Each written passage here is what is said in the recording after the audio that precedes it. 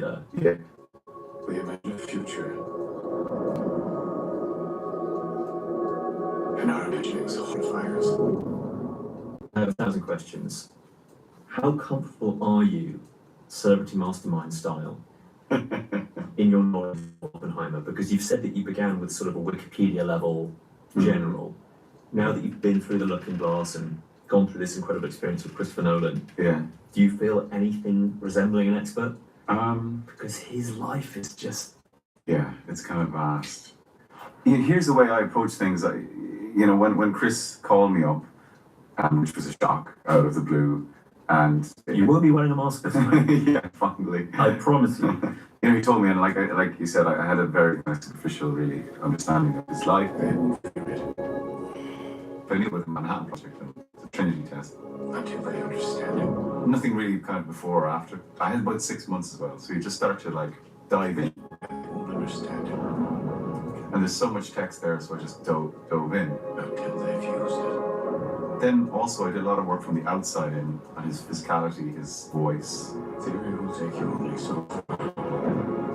He has certain poses, doesn't he? Yeah. That he enjoys. He likes both here sometimes. Yeah. When he's older, he sort of pushes himself out a bit more. Yeah. You spotted them all. Oh, I love him. Why would we go to the middle of nowhere? How long? A year or 2 or 3. The hand on the hip thing was a recurring image in a lot of the photographs, particularly around the Trinity test, and particularly with him and Groves, and they're such a kind of an odd couple, graphically together, that I just think that. It really works. I don't want to give too much away, it's in the trailer, but you're standing next to Einstein, and that's a different posture. Yeah. Anyway. Yes. At this point, though, could you explain quantum mechanics to me? Not, I hope. But listen, there's very few people in the world that could. And here's the thing, this is my second time playing a physicist. And the first time was with Danny Boyle. Slightly different film. A slightly different film. It's the problem right there. Between the boosters and the gravity of the sun, the velocity of the payload will become so great, space and time will become smeared together. Everything will distort, everything will become quantifiable. And it was 2005, 18 years ago or something. So, again, I didn't waste too much time on, because, you have to be, you have to dedicate your whole life to it and be a genius. So, I'm not going to do that, and I'm not a genius. So, but I hung out a lot with Brian Cox that time when we made Sunshine. And in fact, he took me to CERN in Geneva, and we met all the most brilliant people in the world. But what I was interested in was what all that knowledge and insight and theory does to your perspective and your view on the world. Yes. Early on in the movie, you see a young Oppenheimer having a series of visceral panic attacks. Yeah. And I would have had something similar getting the script from Christopher Nolan. Going, I can't turn this down. This is the role of a lifetime. How on earth am I going to do it justice? Yeah. And I know what it means. If the Nazis have a bomb. Was there a similar, I can't do it, but I've got to do it feeling? My history with Chris is that I'll always say yes to him. We've worked together for 20 years, and I adore his work.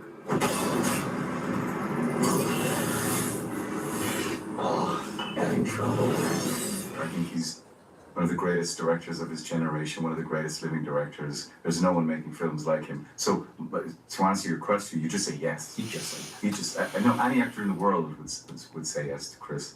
The roles that I love are the ones that you go, oh fuck, I don't know if I can do that. I don't know if that's possible. It's so terrifying in its vastness, and this was one of those. So you just dive in.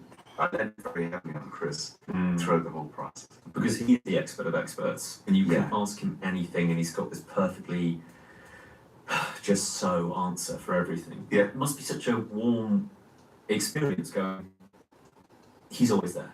He's always there, and he, by the way, does understand all those physics questions that you might pose to me. He'd be able to answer those. He is that brilliant, and he wrote the script. So, you have that resource there with you all the time.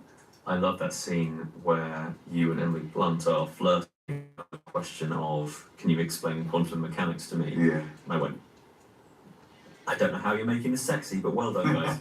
Impressive work. That's Emily. She does that. Yeah. What's happening? You work across some incredible people in this movie. I can be as ridiculously, over the top here as I like. It's absurd. Danny Jr. Yeah. and Emily Blunt, as you've already mentioned. You've got somebody who's not afraid of or scared of explaining complicated ideas on blackboard, Matt Damon. Yeah, Done it a few he times. has. There must have been a few moments when you were spending days upon days with him going, can't we just muck about? Like this is tough stuff. Why? Why?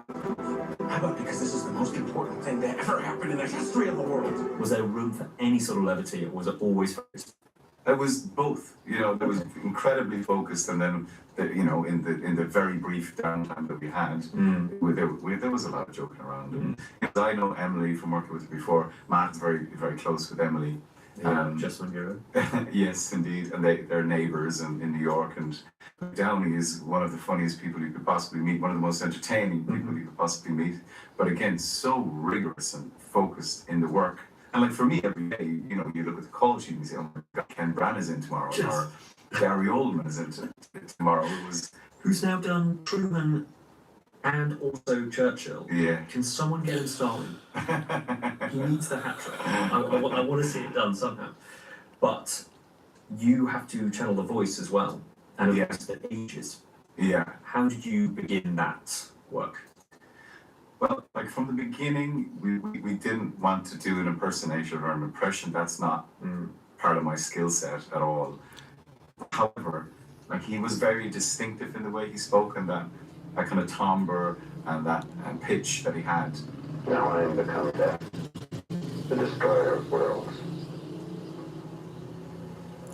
I suppose we'd all thought that one way or another. It's an accent you don't hear anymore. No. Like in American, it's very kind of like Orson Welles. Actors are actors, and one aspect of it is the political game.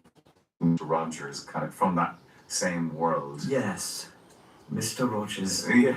But the tough thing is to love somebody who has done something mean to you.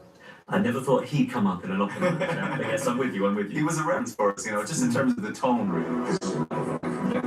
I can't perform this miracle. I spent a lot of time just walking around in my basement talking to myself, as you do. Is that your secret, Cillian? Yeah, I do a lot of that. Professionally and just for pleasure. Just a good time had. Were we saying there's a chance that when we push that button, we destroy the world? Chances are near zero. Near zero. Zero alone. Zero would be nice. You've worked with some incredible directors, including Ken Loach, and we've mentioned obviously Christopher Nolan many times, and Danny Boyle, Wes Craven. Do you have any director's notes from across your career that have stuck with you? Not just about individual characters, but sort of generally when you've gone, that's pretty distinct. I've probably forgotten most of them, but in Oppenheimer, I can remember because it's so recent, it sticks in my mind. There was two phrases that Chris used very early on in the movie. One was, and I was kind of struggling. It's a very, very complex moral journey that Oppenheimer goes on. It's wild, To say the least. Yeah, and he used this phrase to me. He said he's dancing between the raindrops, and that kind of unlocked something in my mind about how to play him. And then in another scene, I remember I think it was with Matt Damon. We were shooting, and I came in quite heavy in the scene. Yeah. I remember Chris pulled me aside and he said, "Remember, he's not a boxer. He's a chess player." And again, such a succinct but comprehensive note. And that's why he's a brilliant, brilliant director, That is a fantastic answer to that question. Oh, good. And without giving away too much about the movie, it is the opening shot of the film. It is your fair self staring at raindrops. Yeah. There you go. He's a bit of a genius. I said it to his face and he blushed. Did he? I think it's a fair comment. Yeah. No, that's extraordinary. Do you think Tommy Shelby has done more or less staring into the camera than Oppenheimer? I don't know. It's funny. I don't draw any line between those characters, but someone asked me and Chris that question, and Chris said, "No, but he's a leader. He's a leader of men, like Oppenheimer was. But it's very dangerous as the performer to ever see any overlap or similarities between characters." I'll leave you with this ridiculous thing. Do you Okay. ever get people asking you to look right through them? I I don't know. No. This is what I ask you to do it right now. No, ain't gonna do that. But there is something about Oppenheimer's 1,000-yard stare Yeah. that is so haunting. Yeah. How did you work together to get it out?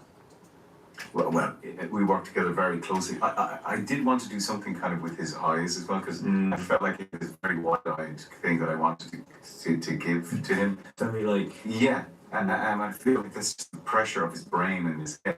But no, I think all you have to do is think about what we were portraying and what was actually going on. I mean, when they didn't know if they were going to set fire to the atmosphere and destroy the world, you know, he knew when they created that bomb, he knew when he was sending it off to Japan what it meant. So all you need to do really is think about it. yeah, sometimes facts really do help, don't they? They kind of do, yeah. They kind of do. Cillian, I talked for an hour. It's such a pleasure. I'm such a strong and fierce admirer of your work, and this movie is obviously going to live on in the memory. But I just want to say how fantastic you are in it. Thanks, Scott. It's always a pleasure to chat with you. A real treat, thank you. And this time, shamefully, there isn't a Langer bar in the background. You remember? I just want to chat you out for that because I've got a lot of questions about it, and some good Googling was done. Yeah, Cork people will know what that Yeah, means. exactly. Thank you, Cillian. Take care, man.